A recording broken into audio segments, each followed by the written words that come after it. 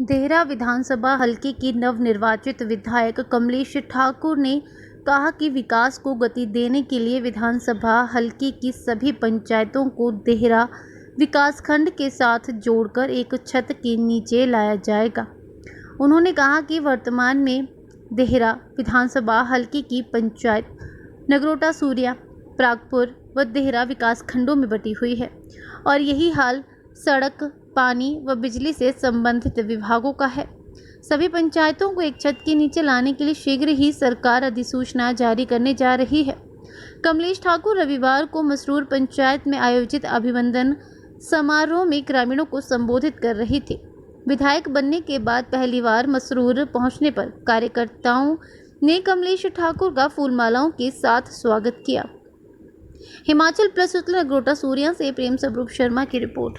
और मैं इस देवभूमि का जहाँ पर हम आप सब बैठे हैं, खड़े हैं, विश्व धरोहर, मैं इसको भी नमन करती हूँ, आपका सबका अभिनंदन करती हूँ, धन्यवाद करती हूँ कि आज आपने, मेरे भाई बहनों ने मुझे विधानसभा के अंदर जाने का मौका दिया। मैं आपको ये भी बताना चाहती हूँ कि मैं विधानसभा में मैं नहीं पहुँची। विधानसभा में 25 साल से जो मेरा मायके का क्षेत्र था देहरा, वो पहुँचा। आप पहले पहुँचे विधानसभा के अंदर, मैं बाद में पहुँची। आपको गर्व महसूस करना चाहिए, गर्व महसूस होना चाहिए कि आप अब सीएम साहब के एक पार्ट बन गए हैं। मतलब कि जब से मैं यहाँ से आज 15-20 दिन हुए हैं, मैं रिज़ल्ट निकला 13 तारीख को और मैंने ओथ ली है 22 तारीख को। तो इस दौरान जब तक मैं शिमला में थी, और मैं आपको एक बात और भी बताना चाहती हूँ कि सौभाग्य है आप लोगों का। जो कहते भगवान करता वो अच्छा करता है, हम चाहते कुछ है, उसकी रजा कुछ और होती है।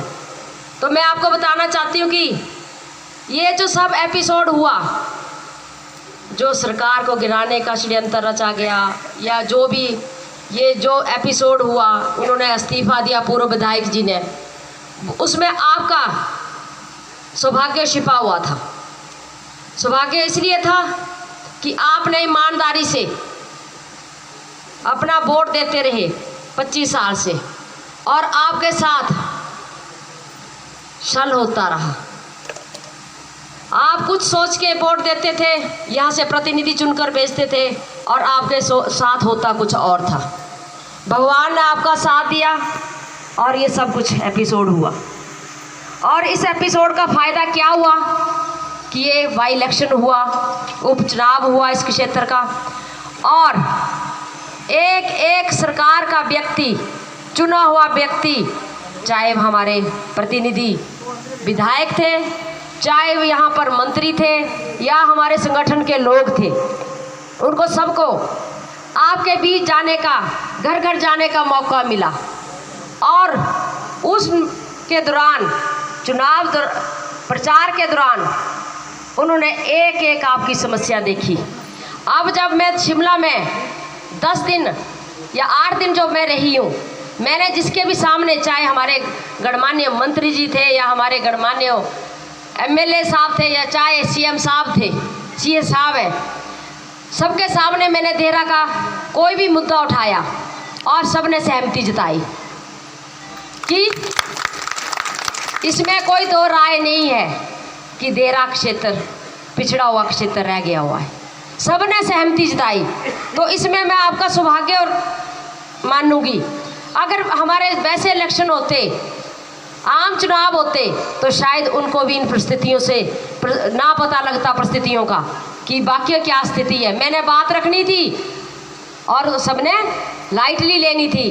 आज सब इस बात पे गंभीर हैं कि जब मैं देहरा की बात रख रही हूँ, तो कहते नहीं देरा में इस चीज़ की। और मेरे को ये भी बताने में बड़ी खुशी महसूस हो रही है कि वो मेरे को ये बता रहे हैं कि भाभी जी, मैडम जी, आपने ज़रूर उन लोगों की समस्याएं सुननी, आपने ज़रूर उनके बीच जाना है और देहरा का आपने विकास करने में कोई कसर नहीं छोड़नी है। तो ये आपका इसमें मतलब कि सौभाग्य था। अब मैं कोई भी बात रखूंगी, कोई भी होगी, तो कोई भी उसमें प्रश्न चिन्ह नहीं करेगा कि हमारे क्षेत्र को मतलब कि हमारे क्षेत्र के साथ भेदभाव हो रहा और देहरा के लिए सब चीज़ें ले जाई जा रही हैं। तो मैं आप जैसे कि अभी मेरे सामने अभी भी रखी हैं, पहले जब मैं आपके बीच 2 मीटिंगें यहाँ करने आई थी, सीएम साहब आए थे, तो हम सारी समस्याओं से अवगत हैं। और मैं देख रही हूँ कि ये इतनी हमारी धरोहर संपत्ति हमारे पास है। हिमाचल का एक धरोहर विलेज हमारे पास है, धरोहर संपत्ति मंदिर हमारे पास है। मैं इस बात को आपके सामने रखना चाहती हूँ कि सीएम साहब ने इसके ऊपर काम करना शुरू कर दिया है ताकि ये एक टूरिस्ट प्लेस बने। और मेरी बहन ने अभी पूर्व प्रधान ने बात रखी थी कि यहाँ रोज़गार के साधन तभी पैदा होंगे जब इसका जीर्णोद्धार होगा इस मंदिर का।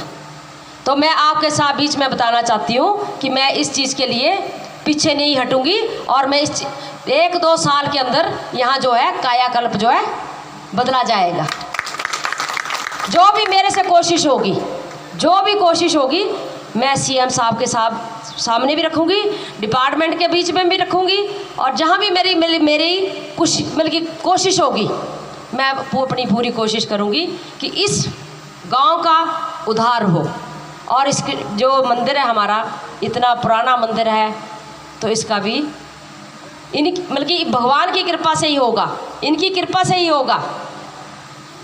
और यहाँ पर हमारे युवा बच्चों के लिए, यहाँ के लोगों के लिए कोई रोज़गार का साधन पैदा हो। उद्धार कब होगा? जब यहाँ पे अच्छी सड़कें होंगी। बिजली में देख रही हूँ कि मेरी प्रेजेंस में, मेरे यहाँ होने के बावजूद भी झपकियाँ लग रही हैं, झपकियाँ लग रही हैं, तो मेरे जाने के बाद तो पता नहीं क्या होता होगा। तो मैं संबंधित विभाग से भी, और मैं ये भी कोशिश करूँगी कि आपको देहरा के साथ मिलाया जाए।